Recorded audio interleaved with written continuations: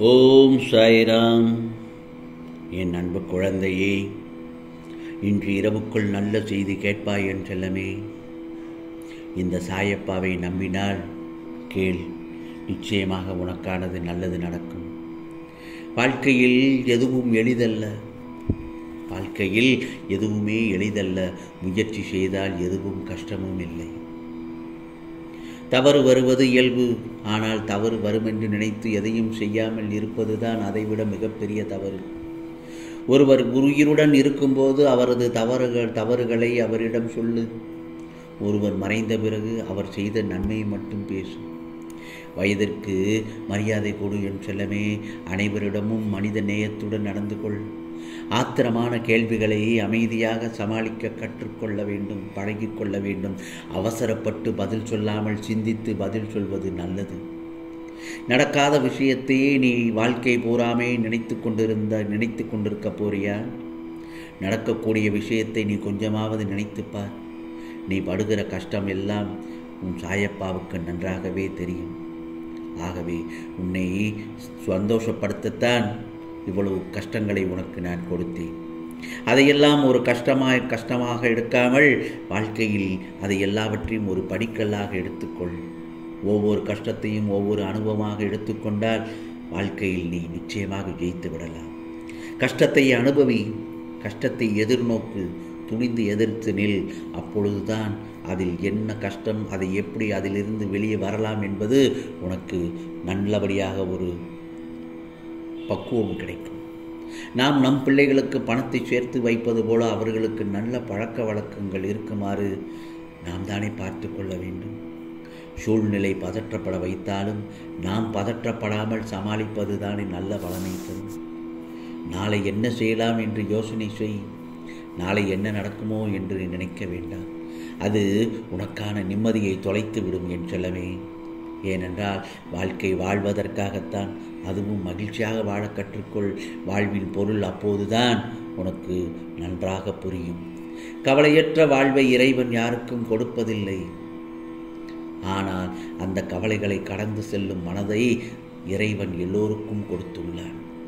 நம்மால் செய்ய இயன்றதை செய்யும்படி தூண்ட நம் நல விரும்பிகள் இல்லாதே நம் வாழ்வில் முன்னேற்றம் தடைபட காரணம்.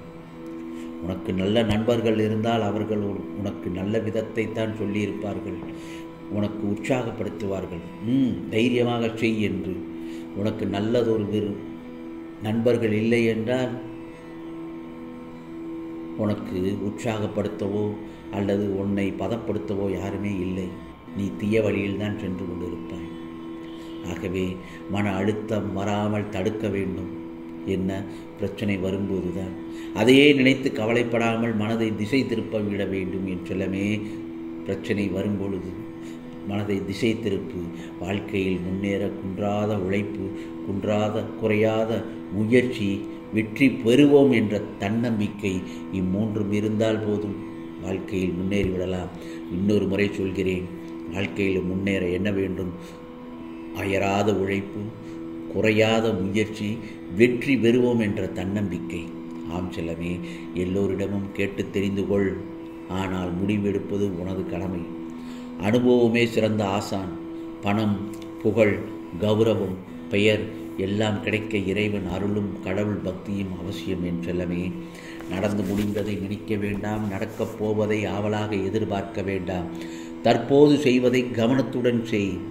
உனது பணி எவ்வளவு கடினமாக தோன்றினாலும் அதைவிட மாபெரும் சக்தி உன்னிடம் உள்ளதை உணரு என் செல்லமே. உன்னை சுற்றி உற்றுப்பார். சிலரிடம் நீ கற்றுக்கொள்ள வேண்டிய குணங்கள் அங்கு இருக்கும். சிலரிடம் நீ தவிர்த்து கொள்ள வேண்டிய குணங்களும் இருக்கும்.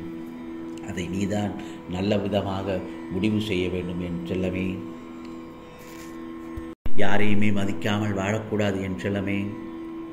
நீ நினைக்கின்ற மாதிரி உயர்ந்த குறிக்கோள் வைத்துக் கொள்றதுல தப்பே இல்லை. ஆனால் அந்த குறிக்கோளை சாதிக்கணுங்கிற பேரில் நம்மளை நாமே இழந்துடக்கூடாது. அதோடு நம்மளையும் நாம் என்னைக்கும் மறந்துடவும் கூடாது. கண்ணு மண்ணு தெரியாமல் மற்றவர்களை மதிக்காமல் வாழக்கூடாது. இது நமக்கு கடவுள் கொடுத்த வரம் இல்லையா? இந்த உடல் நாம் ஏற்படுத்திக்கிடலை, இந்த சாயப்பா கொடுத்தது. இதனால் நாம் ஒரு முடிவுக்கு வரவே முடியாது. ஒவ்வொரு மனிதனுக்கும் ஒவ்வொரு விதமான எண்ணங்கள், ஒவ்வொரு மனிதனுக்கும் ஒவ்வொரு விதமான எண்ணங்கள் இருக்கிறதல்லவா?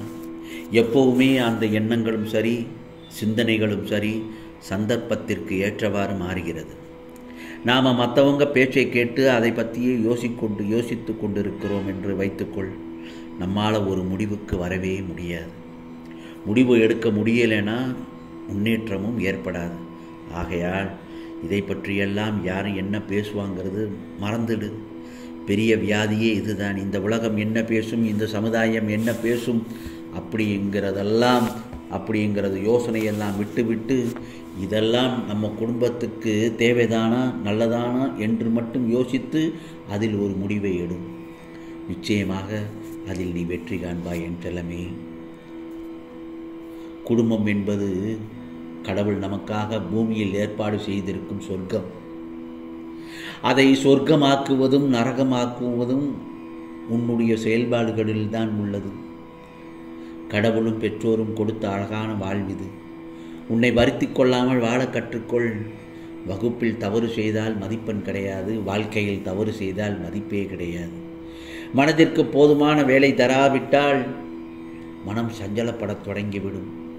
மனதிற்கு போதுமான வேலை தராவிட்டால் உனது மனமானது சஞ்சலப்படத் தொடங்கிவிடும் என் செல்லமே. வாழ்க்கையில் வெற்றி பெற கடமை உணர்வு அவசியம்.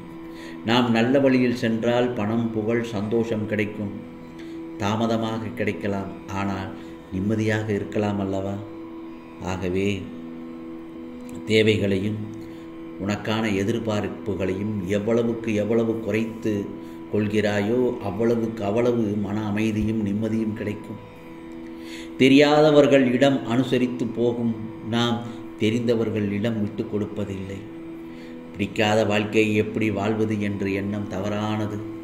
நீ உறுதியோடு சுறுசுறுப்பாக உழைத்தால் உனது விருப்பம் நிச்சயமாக நிறைவேறும் என் செல்லமே. நீ பல துன்பங்களை அனுபவித்துவிட்டு இப்போது இந்த சாயப்பாவிடம் வந்திருக்கிறாய்.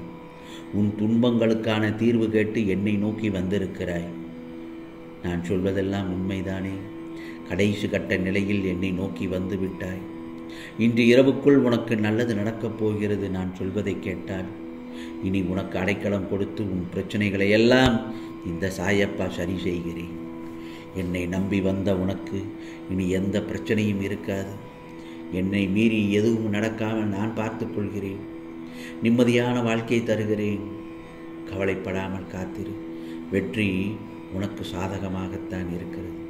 ஆம் செல்லமே, நல்ல நேரமே உனக்கு இப்போது. கவலைப்படாதே. உனக்கான நேரம், நல்ல நேரம் வந்துவிட்டது. உனக்கானதெல்லாம் நிச்சயமாக நல்லதே நடக்கும், நல்லதே நடக்கும். ஓம் சாய்ராம், ஓம் சாய்ராம். ராம்ஜி அருள் கிடைக்கட்டும்.